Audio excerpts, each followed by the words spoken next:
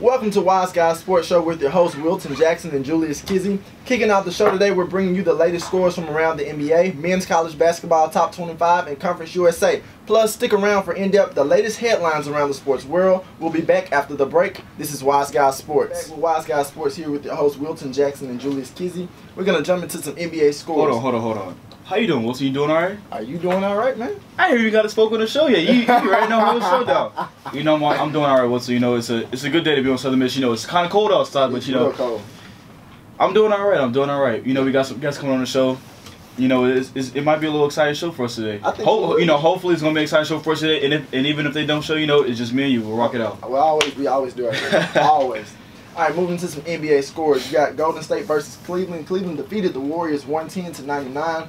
David Lee for the Warriors hit 19 points off the bench. Steph Curry only hit 18 points. Now we know what he's used to doing. LeBron dropped 42 and really provided that spark.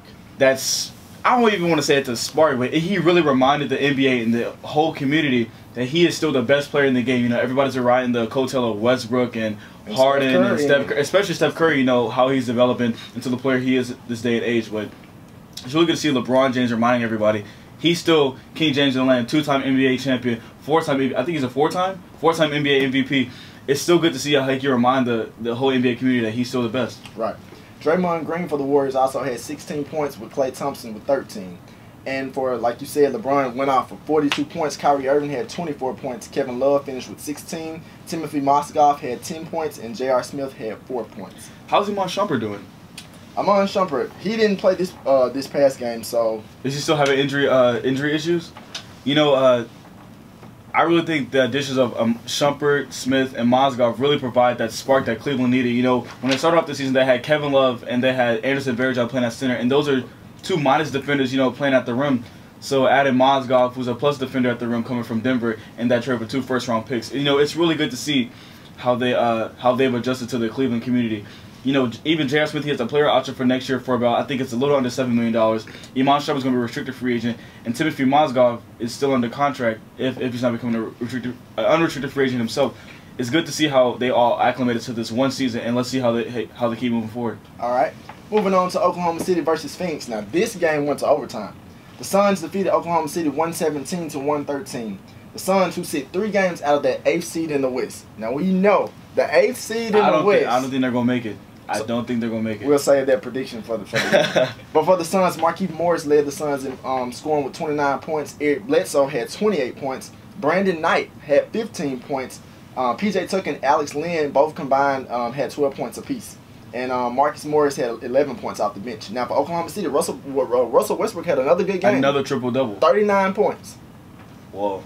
39. Kevin Durant didn't even play. He didn't. And then you had Enes Kanter with 18, Serge Ibaka with 13, and Dion Waiters with 16 points, and DJ Augustine with 13. And like I said, that race for the AFC you have right now, OKC has locked up that spot right now in the AFC. They finally captured that spot. Right, but then you have New Orleans at the 9th seed. Right, well, if there was a 9th seed, they're in 9th position, and then Phoenix at 10th. So out of those 3 teams, who do you think has the best shot in securing that 8th seed? I still think you still got to go OKC, even though Kevin Durant is dealing with his injury issues. You still got to go to OKC about their youth and even their bench play. You know, they have Enes Kanter, Steven Adams, Dion Waiters, Jeremy Lamb, Perry Jones. You know, they have so much depth at, I don't say every position, but they have so much all-around depth as a team. They can go nights where Kevin Durant doesn't play, or they can go nights where Russell Westbrook is having an off night because another person could step up and provide that spark. So, you know, even when they traded Reggie Jackson, I still feel like the Oklahoma City Thunder still kept that fire underneath them. And, you know, I really think that they're going to secure that AC. New Orleans, they have Anthony Davis, but Anthony Davis and Ryan Anderson have really been dealing with injury issues this whole season. And even from Drew Holiday to Ryan Anderson to Anthony Davis to even Omar Ashik, you know, they're all dealing with injury issues. So to see them making it to the playoffs, it's really hard to see because you have Anthony Davis who's having a Kevin Garnett-like season when Kevin Garnett was in Minnesota. Huge numbers. Exactly. So I don't think they're going to make, you know, they just don't have enough. They don't have enough horses to get past Oklahoma City. And Phoenix, I feel like they took a step back at the trade deadline when they traded away. And Isaiah Thomas, you know, you signed him at a bargain and you gave him away. That's a really good asset to get more than I think they got a first round pick and Marcus Thornton. Right. I think that's what they got for him. And to get just that for Isaiah Thomas, who in Sacramento was averaging 20, it's really hard to see how they can make it too. So. Right. Let's move on into some men's basketball top 25. So number 3, Gonzaga defeated San Diego 59-39. Number 7, Arizona defeated Colorado 82-54. Number 13, Utah took care of Arizona State 83-41. And number 21, SMU defeated Memphis 66. I'm gonna just go ahead and get to it. Go ahead and get to it. Go ahead and say the score, man. So Conference USA men's action. That's because that's the only game we really care about. Julius, we won another game. Oh, and we won another game. And they finished. They played 8 players in all. They always have their starters, but I really think Shadell's special. Even though I'm kind of cool with him, I saw him this morning. I told him good game. He was like, "Yeah, man, I had a good game." Not Julius. Oh, no. I had to be positive just for once. I just had to be positive. When I was eating breakfast this morning in the Fresh Food Company on the campus of Southern Mississippi, I told Shadell, I said, "What's up? Good game." He told me, I try my hardest and get it going for other guys. So seeing how he provides that spark off the bench, I feel like he's the best wing defender. Right. He has the best feet, and he just has that fire and tenacity about him. And this is his first year playing for the team. Right. So seeing him progress as a player is really going to help this team push to the next level. And even other guys like Jamie Chapman or I don't know, guys like Bengaya and Eason. Just seeing all those guys just step up. It's really good to see, but this year is still a wash. In my eyes, it's still a wash. You can be as positive as you want. I know it's still a wash, but I never give up on Southern Miss. Hey, that's fine because you are Mr. Southern Miss, so that's fine with me. Let's keep it going. Old Dominion defeated Rice 63-54. North Texas defeated Charlotte 81-65. Louisiana Tech defeated UTEP 77-60. Western Kentucky barely defeated Florida Atlantic 71-68. And Marshall defeated FIU 87-69. Then moving on to Conference USA for the women. So the Lady Eagles got another win yesterday, but they got it in the last seconds of the game. How did it go? Like you're talking about, it was like Alex Coyne, point guard. Mm-hmm. She hit a 3-pointer as time She's expired. crucial. She's crucial. Very, very crucial. Like the team itself, you're looking at Alex Coyne, you're looking at Javonte Clemens, Tamara Jones, Brittany Dinkins. Like all the players on that team are critical. Like for them to continue to be successful as far as like going throughout the season, mm-hmm. like it's gonna take every last one of them to play together. Like McNella said last week. Granted, they're going to depend on more of Javonte Clemens and Tamara Jones. Like she said once before, I know once I've interviewed her before, we've seen Tamara Jones hit 40.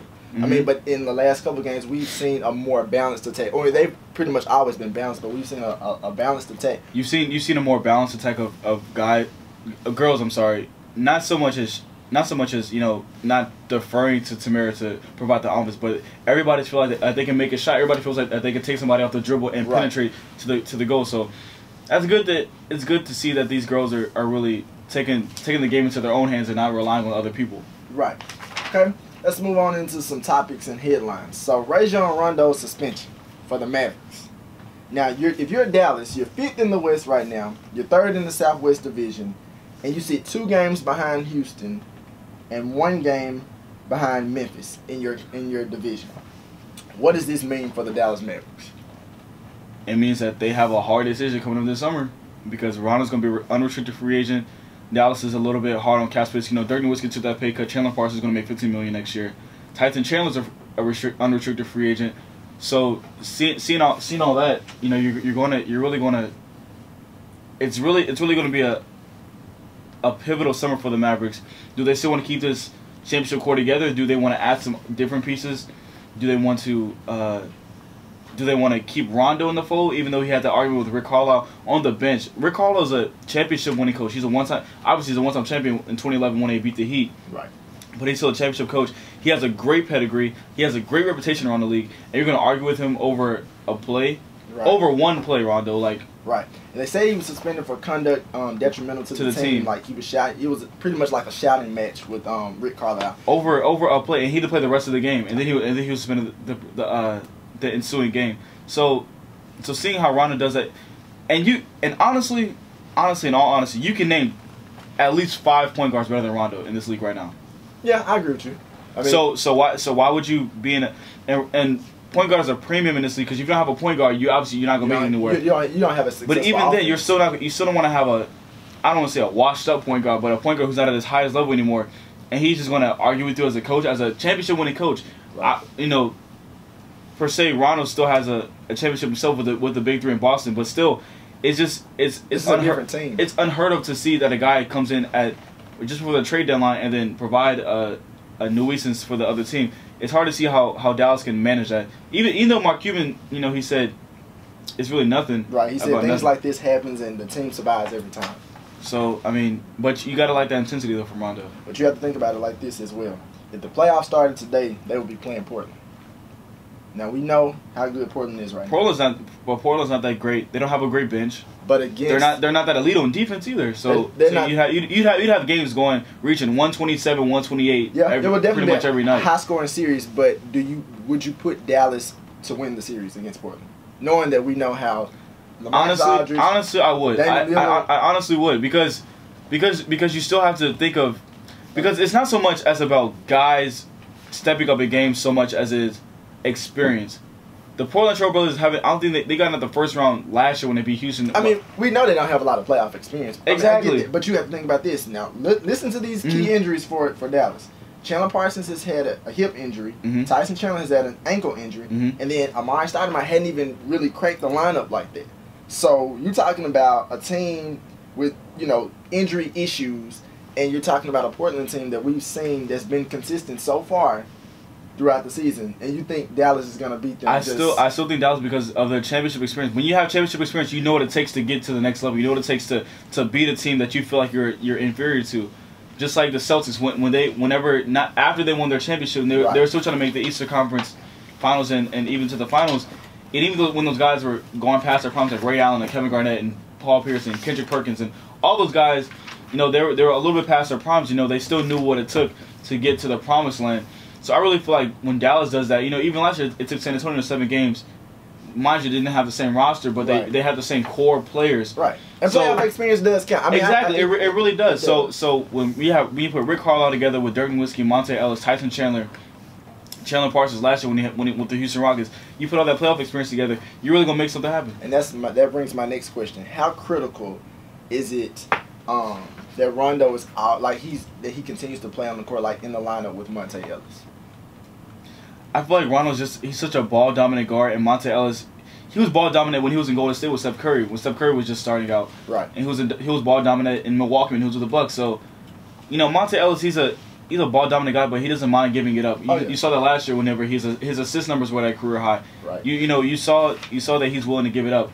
So Rondo being that ball dominant guy in the lineup, he doesn't have to score, and the Dallas is such an offensive oriented team that they need to score. So if Rondo can set that up, Monte Ellis is not gonna have to worry about touching the ball. He's gonna have the ball. He's gonna have the ball given to him by Rondo. So I would think it's gonna work out. I've had the privilege of actually seeing Monte Ellis play in high school. So it's his nature to want to score and want to actually be the leader on the team. But now I've seen over the last couple of years he's learned to not so much be the scorer but more of a distributor. And I really feel like that's a contribution to Rick Carlisle's coaching. Right.